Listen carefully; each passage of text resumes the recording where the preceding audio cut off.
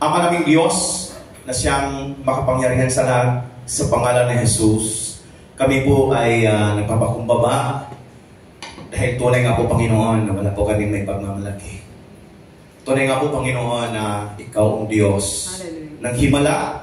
Ikaw ang Diyos na mapagpala. Ikaw ang Diyos na siyang patuloy na tumutugon at Jehovah Shammah na kasama namin sa mga oras na ito. Lord, salamat dahil mula kanina naramdaman po namin ang inyong presensya sa mga awitan. Grabe, Lord, ang inyong pagpapala sa amin. Tunay nga po, Panginoon, na napakabuti niyo, O Diyos. Sa mga oras na ito, as your servant, Lord, in the mighty name of Jesus, buksan mo po, Panginoon, namin mga puso't isipan.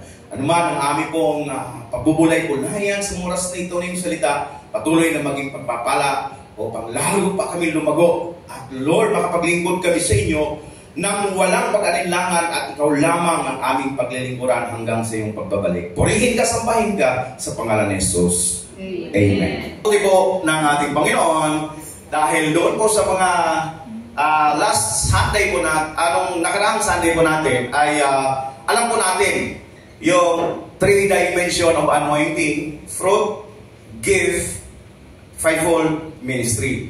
And person po yung tao po yun. Bakit maliliit po ang mga litra doon? Dahil under po tayo ng Holy Spirit. Amen. Amen. At tinutukoy noon, tao number 1, apostol, prophet, evangelist, pastor, teacher. Lahat po yan ay pinili, tinawag, pinili ng Diyos. Dito sa lugar natin, sa ating pong pinagdadausan sa mga oras na ito, iilan na po sa atin ang pastor. Sino yung mga pastor dito? Tasan kami? Pastor Ami, Pastora Cora, Pastor Rins, Pastora Isusa. Malapit na po siya ma-ordain, no? Mami? Okay. So, ilan? 1, 2, 3, 4, 5. Pastor Nathan. Karamihan po sa atin, teacher. Hello. Bakit ko po teacher? Bakit guro? Bakit teacher? Dahil may coordinator, leader. Tama. Pag inutusan natin, tayo rin inutusan. Pag ituro natin, tayo rin ituturo. Teacher hindi. Ang magaling magturo. Di ba? Teacher. Amen. Kaya teacher, kaya karamihan sa atin, teacher. Amen. Bukod din lang po talaga ang pastor at kapastor na. Kaya mga teachers talaga, karamihan mga teacher talaga dito eh. Sa aminin nyo hindi, karamihan teacher. So doon natin, mamaya, pag-aaralan, bakit pinakahuli ang teacher? Amen. Kasi talagang lahat karamihan sa atin teacher talaga. Kahit ano pang gagawin. Bumili ka ng tubig. Ikaw na bumili. Kasi teacher ang gift natin eh. So now, alam na po natin na yung fivefold ministry, bago po siya matawag at hindi magiging false prophet, apostol, evangelist, pastor, teachers, check niyo muna ang first level 190. Amen? Pag meron siya noon, sumunod po tayo. Amen? Bakit? Bilang mga followers ng Christ at lalago tayo sa paglilingkod natin sa Panginoon, dapat malawak yung mind, may humble heart tayo, and obey. Okay? So, yun, dimension of anointing. Okay? So, forward natin, Sister, Okay? So, yan. Ito yung pang-tatlong Sunday natin. Sa susunod na Sunday po natin, mag-invite po tayo dahil meron po kayong pagpapala na mararanasan sa Sunday na yun. Number 3, submit to their authority. Why? pasakop kayo at sumunod sa mga namamahala sa inyo. Sila'y may pananagutang mga ngalaga. Kanino? Sa inyo, akin. At mananagot sila sa Diyos. O kuldihan, kung sila'y susundin ninyo, magagalak sila sa pagtupad ng kanilang tungkulin. Kung hindi sila mamimighati at hindi ito makakabuti sa inyo. Kapatid, meron po tayong pastor. Amen. Meron po tayo after ng pastor, next, coordinator. Amen. Sa coordinator, meron mga leaders. Papansinin nyo? Alam niyo kung bakit may mga ganon, may mga na-assign po. Kaya sabi ko sa inyo, lahat po tayo karamihan mga teachers. Si Pastor Bong, siya yung pinaka-senior pastor. Siya yung pastor natin talaga. Sumunod na noon, mga teachers na. Kasi, coordinator, mga leaders. And yet, sa 4 na service, kung walang coordinator, kaya ni Pastor Bong. Hindi po kakayanin. Kunti pa lang tayo. Why may mga coordinator? Para kayong lahat maabot. Kaya nga, dapat ang coordinator will burst Spirit. Puspos ng banal na Espiritu. Dahil hindi biro maging pastor, hindi biro magiging coordinator, hindi biro magiging leader. Bakit? Kung ilan ang nasasakupan mo, yun ang ugali nila na pwede mo pagsamahan. Amen. Amen. Merong isa, pasaway. May isa, kulang sa taxi. Amen. Sister Mylene, naranasan. Mabuti Sister Mylene. Leaders sa praise and worship team, tama? Kunti lang. No? At saka hindi naman pasaway ang sa praise and worship team. Kunti lang. Siguro. Hindi naman. Coordinator, si Mami Arlene. Kabisado na lahat ang pangalan ng mga nasasakupan niya. Amen. At hindi po nagpapasaway. Mapagmahal po sila. Nawala. Nawala. Ay. Okay. Kadalasan sa mga members at kanilang sinabi, ang Panginoon by kay Moses lamang nakikipagsalitaan? Hindi ba nakikipagsalitaan din naman sa atin? At narinig ng Panginoon. Yan ba? Ang lalaking ang si Moises ay totoong maamong loob na higit kaysa lahat ng lalaking nasa ibabaw ng lupa.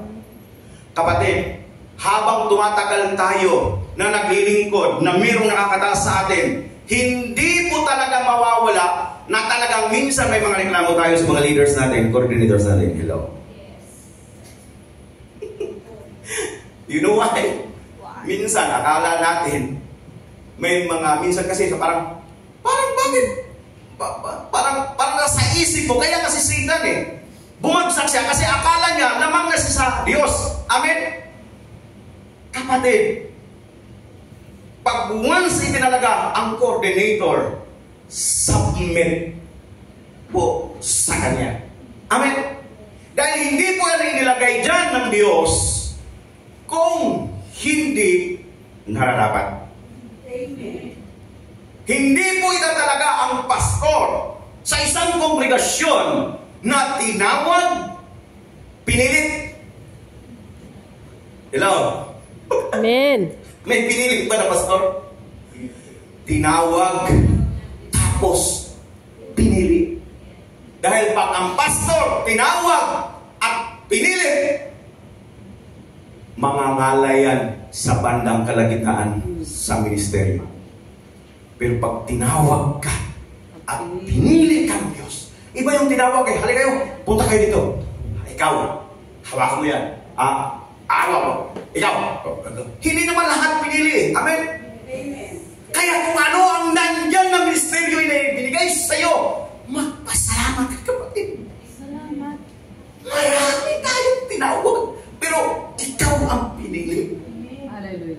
Kaya mga kapatid, tingnan nyo. Alam niyo kung sino ito? Si Miriam at saka si Aaron. Nung nagreklamo sila sa akin, bakit si Moses naman palaging kinakausap ng Diyos? Kami, hindi ba kami kinakausap ng Diyos? Mga kapatid ko sa Panginoon, kung babasahin natin ang chapter nito, makita po natin si Miriam nagkaroon ng leprosy. Kito. Leprosy.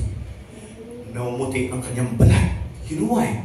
Dahil sa kanyang, akala kasi niya parang si Moses, parang wala daw si Moses, parang mas magaling pa tayo dito eh. Bakit palagi si Moses pinakausap ako ng Diyos, pinakausap ako ng Diyos? Bakit siya na ba ang palagi kinakausap? Hello? Sabi ng Diyos, ang lahat ng aming tinawag at pinili, kinakausap ko. Amen. Hallelujah! Amen. Palakpakan natin ang Diyos! Kaya ikaw, kapatid, kahit coordinator, kay leader, teacher ka, kapatid, pinakausap talaga tayo ng Diyos. Huwag po tayo magreklamo. Huwag po tayo sumunod lang tayo sa pinapagawa ng Diyos. Alam nyo, hindi naman literal sa kapahuna-huna natin ngayon na magkaroon talaga tayo ng physical leprosy. Kasi bayad na eh. Tinubos na tayo natin Panginoon eh. Amen?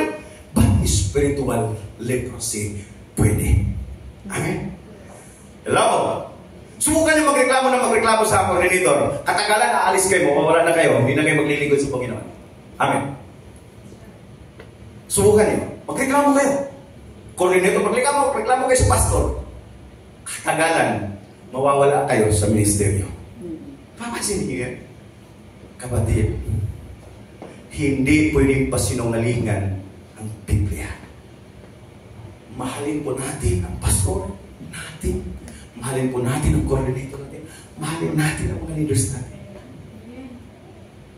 Pero pag once na minahal mo yan, kapatid, masasabi mo na ikaw ay malago talaga sa Panginoon. As long as hindi natin matutunan na mahalin ang mga coordinator natin, leader natin. Teka, tumanda tayo sa numbers. Pero sa totoong paglilingkod sa Panginoon, wala. Maliwanag sa numbers, mga kapatid, sa Panginoon. 1 Timothy chapter 4, verse 15. Isagawa mo ang mga ito at pag-uukulan mo ng panahon upang makita ang lahat ng iyong paglago. Hallelujah! Di ba? Isagawa natin ang ano? Anong isasagawa natin? Yung pagsunod sa mga pastor, yung pagsunod sa mga coordinator, yung pagsunod sa mga leaders natin. Kasi, darating ang panahon, ikaw ngayon hindi ka leaders, darating ang panahon, maniwala ka hindi, itataas ka ni Lord. Hayaan mo ng Diyos ang magtaas sa buhay mo at hindi ikaw gusto, kundi ang Diyos ang may gusto. Napakaganda, kapatid. Amen. Pero ang mga coordinator na talagang leaders, teachers, na talagang hindi naman talaga tinawag, pinili ng Diyos, ay mangangalay talaga sa paglilingkod. Ang daming persecution niya mararanasan niya sa buhay. You know why? Walang covering. Dahil hindi niya siya dapat. Tingnan mo, isagawa mo ang mga ito at pag-ukulan mo ng panahon upang makita ng lahat ang iyong paglago. Mga kapatid, hindi masukatan ang ikaw how many years na maglilingkod. Hindi. The way ka magsalita na mayroong kababaan, din matured ka sa Panginoon. Sis, grabe naman talaga yung sister natin. Talaga naman na. Hindi, pray tayo. Ano bang problema? Kasi ka patawarin mo. Talaga. Pray tayo, kapatid. Sabi naman ng Bible, ang paghihiganti sa Diyos. Huwag tayong gumanti, babayaan mo. Luhod tayo, manalangin tayo. Ganun ba? Ay, talaga naman siya naman talaga. Grabe. Kapatid, pag nandyan pa yung mind natin, yung heart natin, check natin sa Panginoon. Lord, umangat ba yung spiritual ko? Nag-grow ba ako? Or pababa na? Sana pataas. Pababa na. Hindi na may spaghetti yun eh. Hello? Walang pataas. Hindi naman tumataas. Pababa, baliktad. Dapat tayo ng mga anak ng Diyos, dapat makita ang paglago po natin. Gawin po natin. Isagawa natin. Ano? Yung submit to their authority. Dahil mayroon yan silang pananagutan sa bawat isa sa atin. Ayaw po sa mga coordinator kung pinagpipray natin, leaders kung pinagpipray natin yung mga nasa sakupan natin. Kahit hindi ko kayo kinala, pinagpipray ko kayo. Hindi ko naman kayo, hindi naman ako pastor, pero pinagpipray ko kayo. Amen. Wala naman akong hinahangad na magiging pastor din dito sa sanctuary. Pero nagpipray ako. Pinagpipray ko kayo ng pubilit. Kasi nakakapag-preach ako dito eh. Binibless ninyo ako eh. Tumatanggap nga ako ng $10. Pero sabi ko, more than reports. Kasi yun ang connection natin. Para ipag-pray kayo, para bless kayo. Wala yan sa malaki o maliit. Ang sa akin, na meron tayong connection sa Panginoon. Amen? Dahil yan po ang trabaho ng mga pastor. Ipag-pray kayo. Coordinators, ipag-pray natin yung mga tuba natin. Leaders, ipag-pray natin. Bakit kailangan natin makita ang paglago sa buhay mo? Kung wala na po ang lifestyle natin sa ganung buhay, malaking problema. Colossians 3:23. And whatever you do it heartily as to the Lord and not to men. Kapatid, tayo ba ay totoong naglilingkod sa Panginoon? Ginagampanan ba natin ang ministeryo na ibinigay sa atin ng Diyos? Pastor, sila na naman yung coordinator, sila na naman leaders, ako wala. Kapatid, meron. Praise the gospel. Hello, nakapag-share ba tayo ng Word of God? 3 lang naririnig ko. Parang kanta din lang. Amen. 3 lang siguro talagang si-share eh. O baka mamaya, hindi na tayo nag-share ng Word of God. Akala nyo coordinator lang si Mami Arlene lang, si Pastora Cura, si Mami Amin, at si Susa. Sila lang. No! Lahat tayo. Meron po tayong responsibilidad. Meron tayong accountability, kapatid. Pastor, hindi ko alam kung paano ang personal evangelism. 4 lang na verse. Romans 3:23, 6:23, Ephesians 1:9. Yun lang po, tapos na. John 3:16, dagdagan mo pa. Yun lang, tapos na. Kapatid, kung hindi natin alam paano, praktisan mo yung mga anak nyo. Amen. Amen. Nagtuturo po ako sa network kung saan sabi ko sa inyo, ikot ko na yung buong Pilipinas ng 4 times. Kahit campus sa NPA, pinasok ko 2 times. Mag-lecture lang ako. Hindi naman alam yung lalo na pag katuloy ko yan eh. Praktisan mo. Di ba? Hanggat katagalan, maawa na yung banal na espiritu. Sasabihin, tutulungan ko na nga ito.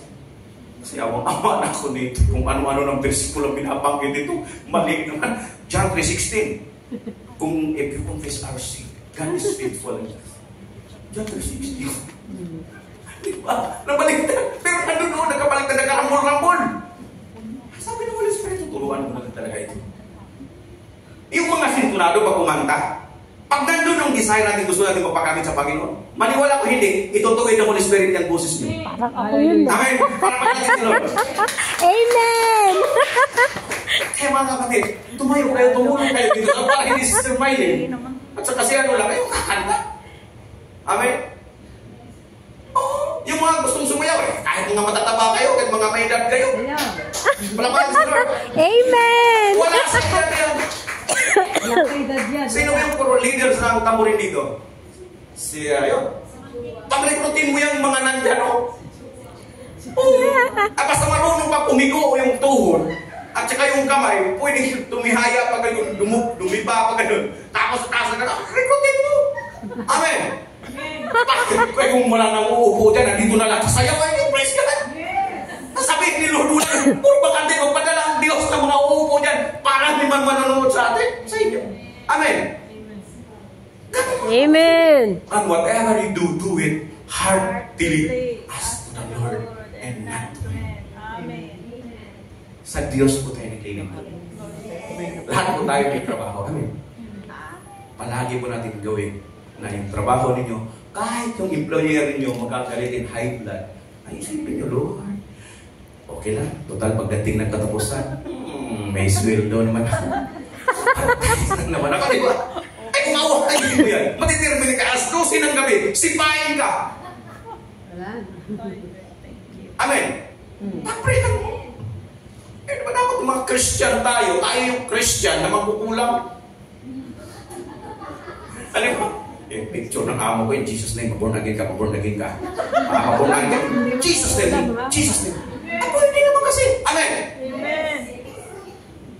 Pwede. Mga kapatid ko sa Panginoon, gawin po natin ang mga bagay na hindi sa tao, kundi sa Diyos. Kahit sa tao ka, inutusan ka ng Koran, ito mo gawin mo. Hallelujah. Sister Arlene talaga, inutusan talaga ako, nasira yung make-up ko. Sumulog ka. Di ba? Salamat. Kasi nakita ka ni Sister Arlene. May kung inutusan ka. Amen.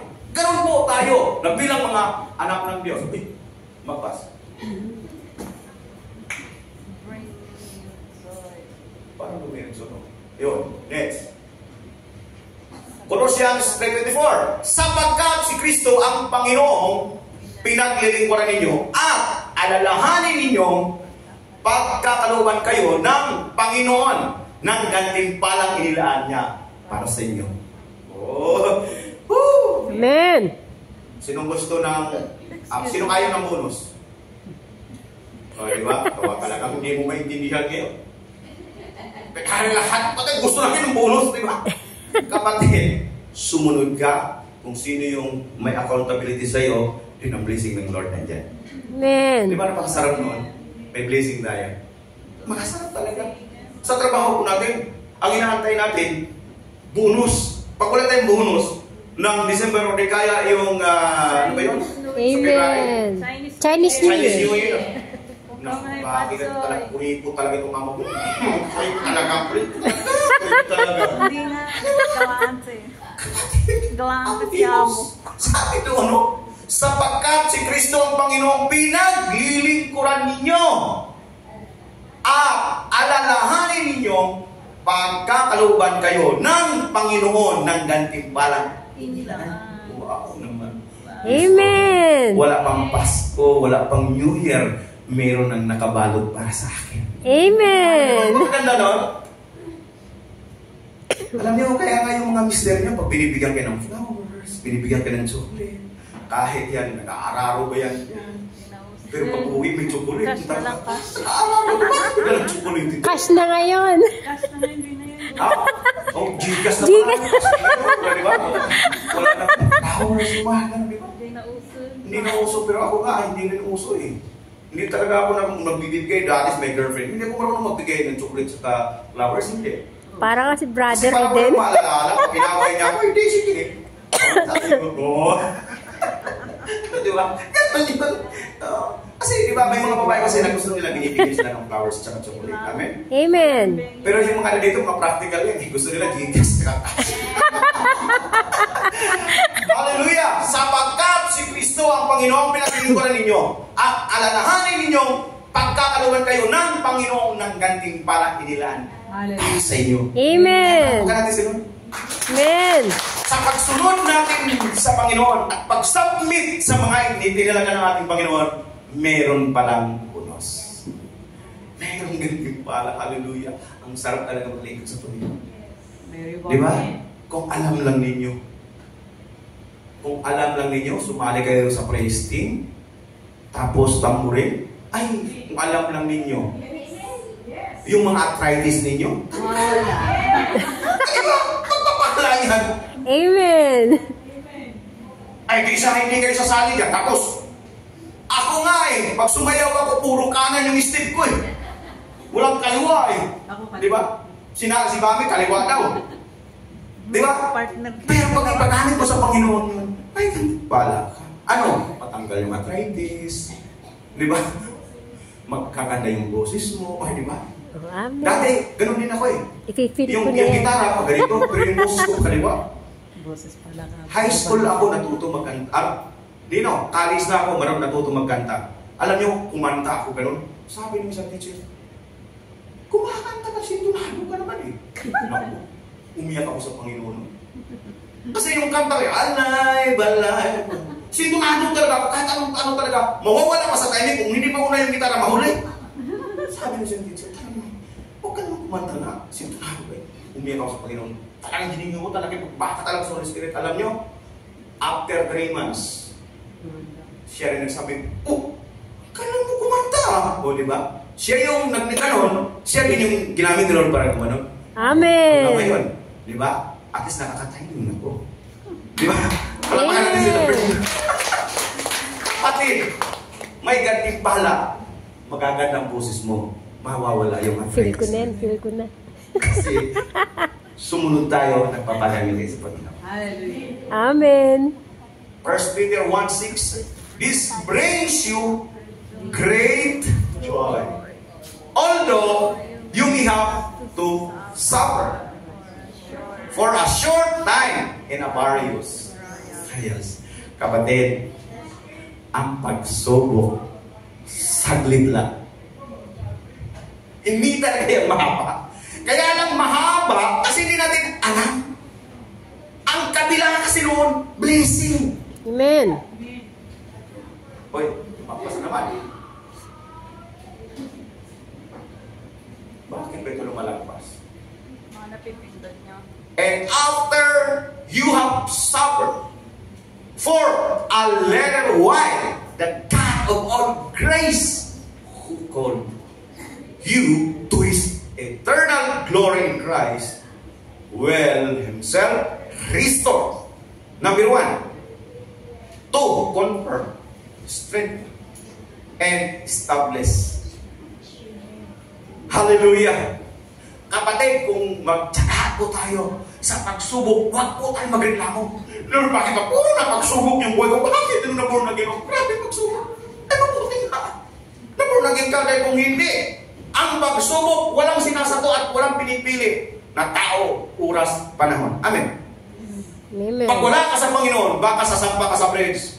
I believe I can fly. Baka lilipad ka. Papagaw mo sa bridge. Okay? Pero salamat sa Panginoon. Dahil nung nandito tayo sa Panginoon, kapatid, subukan mo. Pag may problema, mag-praise the Lord ka. Ang sabi ng Panginoon, restore. Yung nawala sa i-restore ni Lord. Amen. Hallelujah. Missing yan eh. Di ba? Ang sa'yo, talaga kung mapagpala sa natin. Sabi doon sa kanila sa 1 Peter, binasa na, kapatid, restore, ikaw confirm. Lahat ng mga transaksyon mo, lahat ng mga gusto mo sa buhay, may confirmation yan. Hindi ka ipapamahak ng Diyos. Amen. Di ba?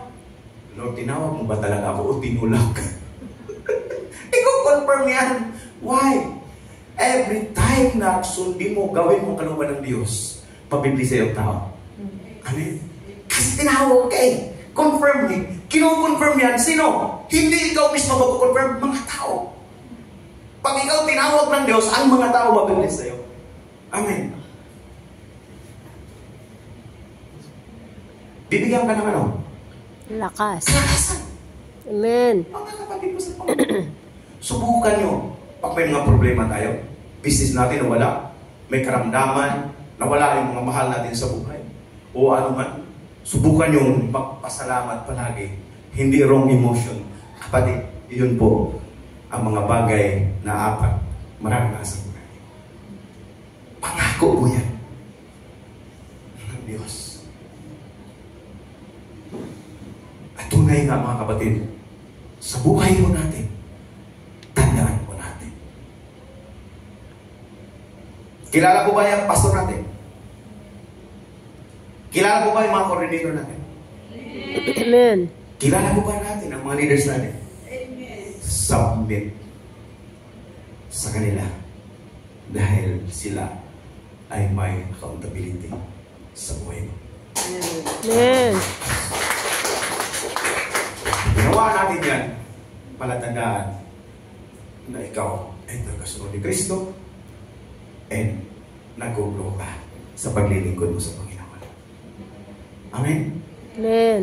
Kung hindi po natin matutunan mag-submit, sumunod sa mga nakakataas sa atin, kapatid, may problema pa tayo.